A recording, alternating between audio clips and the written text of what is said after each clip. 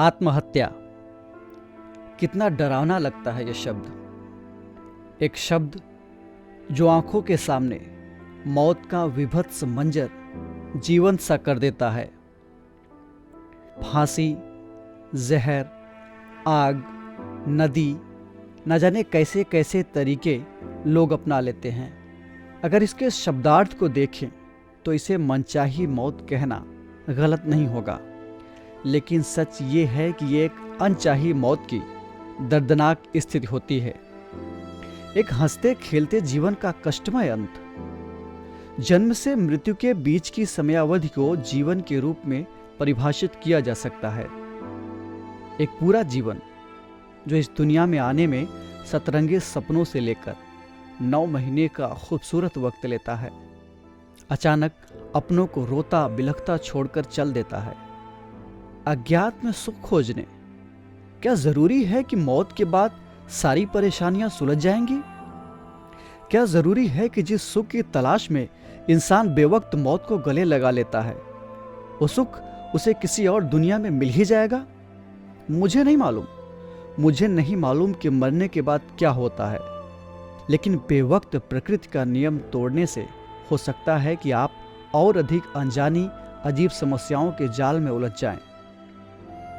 बहरहाल, आए दिन आत्महत्या की खबरों से निकलती आह को अनसुना नहीं किया जा सकता।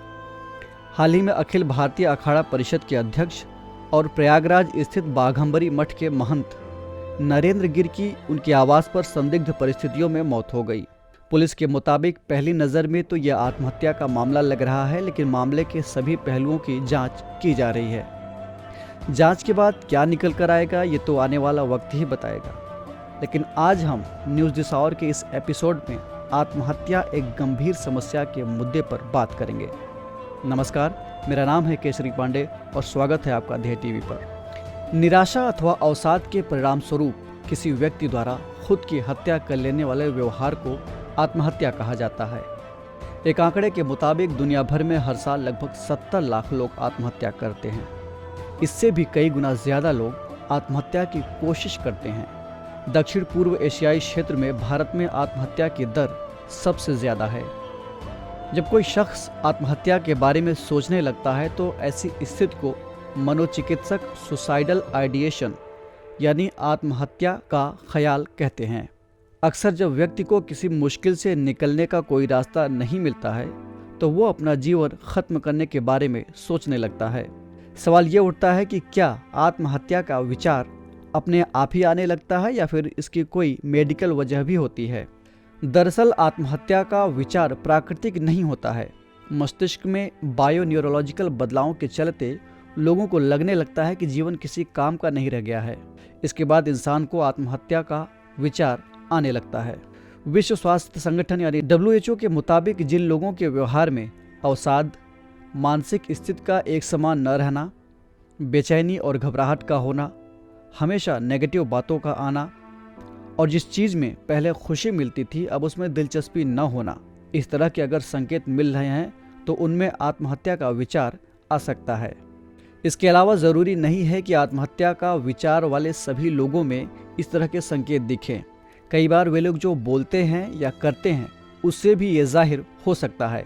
यानी आत्महत्या का मूल कारण मानसिक विकार को माना जा सकता है। मानसिक विकारों को लेकर अभी भी काफ़ी गलत फहमियाँ हैं। इसके बारे में ज़्यादा चर्चा नहीं होती है। एक गलतफहमी तो यही है कि लोग अमूमन ये सोचते हैं कि जब तक स्थिति गंभीर नहीं होती है तब तक लोग आत्महत्या के बारे में नहीं सोचते हैं। लेकिन अगर विशेषज्ञों की माने तो आत्महत्या का ख्याल कभी भी आ सकता है। ऐसी स्थिति में मेंटल हेल्थ काउंसलिंग की मदद लेनी चाहिए या फिर डॉक्टर को दिखाना चाहिए। काउंसलिंग, सकारात्मक सोच और चिकित्सकीय मदद से आप नकारात्मक विचारों को दूर कर सकते हैं। इसके अलावा इलेक्ट्रोकन्वल्सिव यानी ECT थेरेपी काफ़ी कारगर होती है। इसे आमतौर पर शॉक थेरेपी भी कहते हैं, लेकिन इसमें कोई इलेक्ट्रिक शॉक नहीं दिया जाता और सुधार भी तेजी से होता है। बात अगर भारत में आत्महत्या के प्रयास को लेकर कानूनी स्थिति की करें तो संविधान के अनुच्छेद 21 में जीवन या स्वतंत्रता का अधिकार मिला हुआ है, लेकिन इसमें मृत्यु का अधिकार शामिल नहीं है। किसी के जीवन लेने के प्रयासों को जीवन के संवैधानिक अधिकार के दायरे में नहीं माना जाता है। इसके अलावा आईपीसी की धारा 309 में आत्महत्या की कोशिश के जुर्म में व्यक्ति को साधारण कारावास या जुर्माना या दोनों सजा से दंडित किया जा सकता है, जिसे 1 साल तक बढ़ाया जा सकता है। इसके अलावा भारतीय कानून में आत्महत्या के लिए उकसाना भी अपराध माना गया है।